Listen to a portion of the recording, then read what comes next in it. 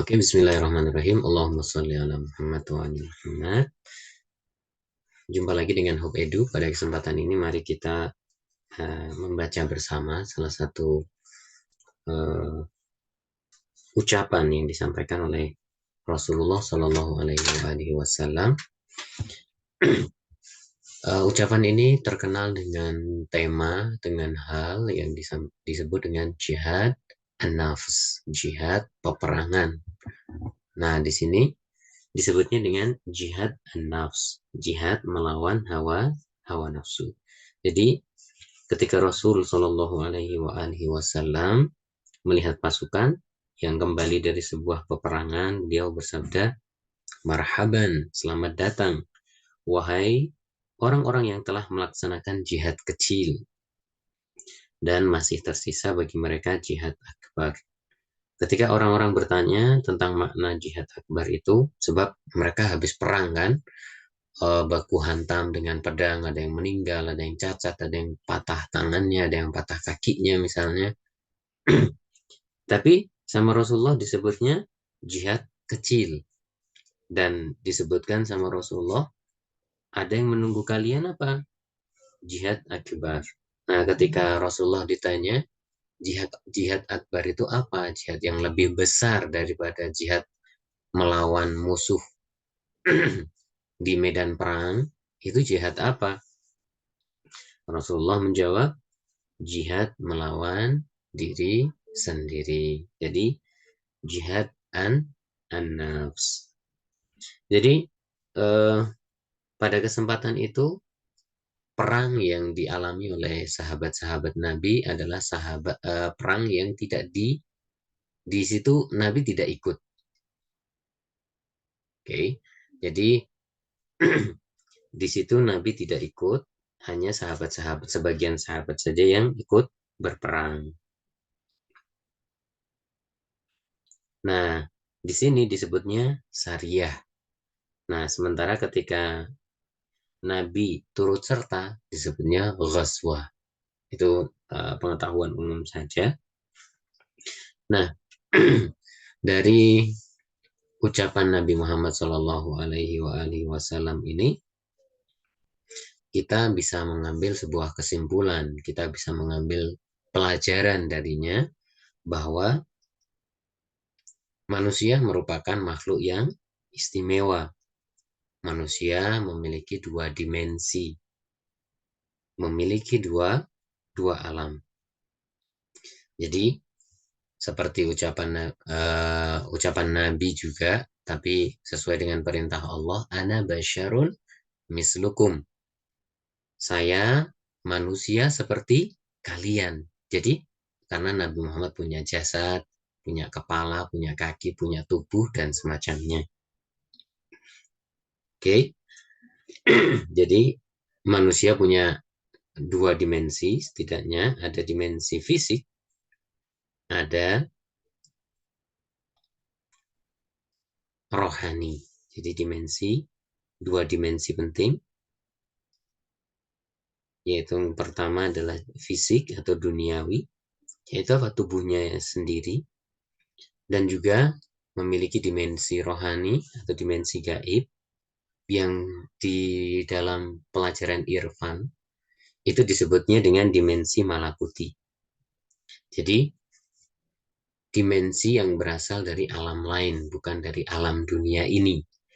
Dimensi yang tidak bisa dipanca indera, tidak bisa dilihat, tidak bisa dicecap, tidak bisa diraba, tidak bisa dibau. Makanya disebutnya dimensi malakuti, mirip dengan malaikat di sini. Dimensi malakuti.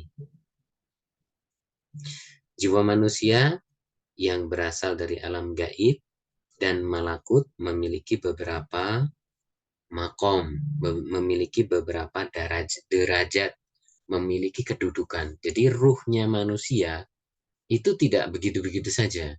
Ruhnya manusia memiliki kedudukan, memiliki posisi sesuai dengan prestasi mereka, sesuai dengan kedewasaan ruhnya tersebut.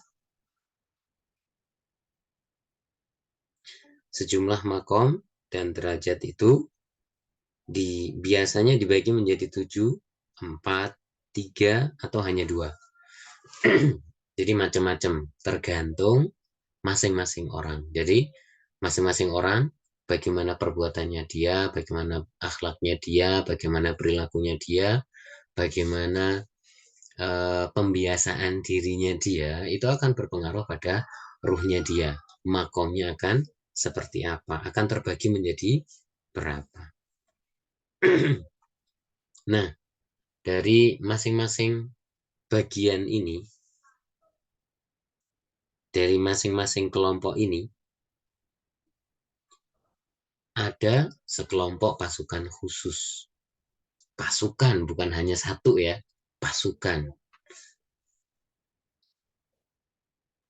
Jadi pasukan ilahi dari Allah Subhanahu wa taala dan aqlani atau intelektual, yang mana pasukan ini apa? Menarik jiwa manusia, menarik ruh manusia ke arah alam malakut yang tinggi dan mengajaknya kepada kebahagiaan hakiki. Jadi pasukan ini senantiasa membimbing, mengajak, mendorong agar manusia berada di jalan yang bahagia, berada di jalan yang diinginkan oleh Allah, berada di jalan yang diridhoi Allah Subhanahu wa taala.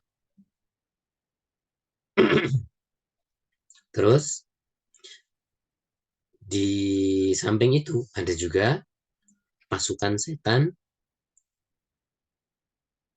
di mana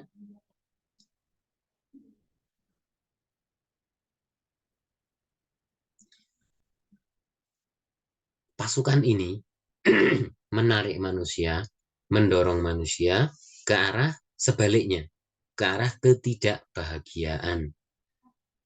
Alam malakut juga, iya, sama-sama alam malakut, tapi alam malakut yang levelnya sangat rendah, yang sangat hina, yang mengantarkan manusia kepada kesengsaraan. Jadi dua pasukan ini senantiasa berebutan, berebutan terhadap ruh manusia.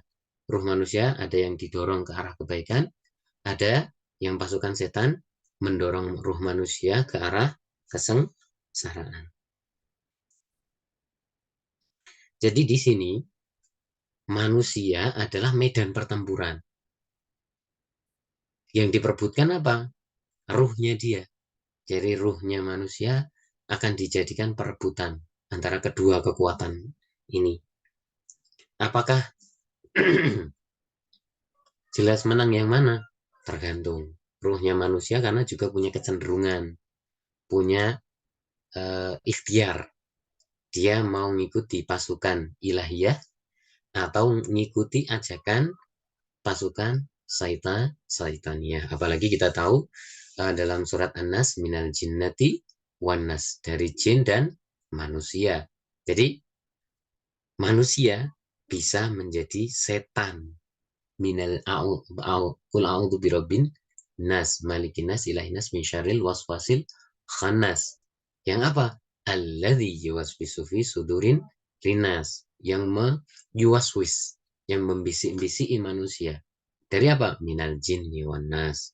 Minal jinnati wan nas. Dari jin dan manusia. Jadi setan itu ada dua, ada yang dari jin, ada yang dari manusia. Nah, di sini di peperangan ini tadi kan manusia medan peperangan, medan pertempuran. Jika pasukan ilahi memperoleh kemenangan, maka manusia akan mendapat kebahagiaan, rahmat, dan bergabung dengan para malaikat serta dibangkitkan dalam kelompok para nabi, para wali, dan orang-orang saleh. Tapi sebaliknya, bila setan yang menang, ya manusia akan berada di kesengsaraan, kemarahan, dan dibangkitkan dengan kelompok setan, orang-orang kafir, dan orang-orang gagal. Oke, sahabat Hopedo, mudah-mudahan ada manfaat, ada keberkahan buat kita semua. Billahi taufiq wal hidayah. Wassalamualaikum warahmatullahi wabarakatuh. Salam sukses dunia dan akhirat.